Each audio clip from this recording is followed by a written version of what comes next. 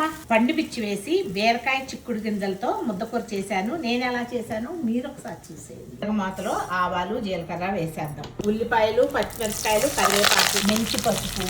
చిక్కుడుకాయలు కాలం కదమ్మా. చిక్కుడుకాయలు ఎండిపోయిన చిక్కుడుకాయలు, బాడైపోయిన చిక్కుడుకాయలు ఉంటే గింజలు వస్తాయి కదా, ఆ గింజలు వేస్ట్ చేయకుండా కూరలో కలగలుపుగా వేసేయండి. వేసి ఇలా తిప్పుతూ వేయించేయండి. చిక్కుడుకాయ గింజలు, ఉల్లిపాయలు వేగుతున్నాయి కదా, కోసిన బీరకాయ ముక్కల్లో వేసి గట్టిగా పిసకండి. గ్రైండ్ చేసి పెట్టుకున్న పండుమిరపకాయల పేస్ట్ ని వేసేయండి. ఫ్రిడ్జ్ లో పెట్టుకుంటే పండుమిరపకాయ పేస్ట్ ది 1 year ఉంటుందమ్మా. బీరకాయ ముక్కల్ని వేసేద్దాం. ఒక్కసారి తిప్పి లో ఫ్లేమ్ లో పెట్టి మూత పెట్టేద్దాం.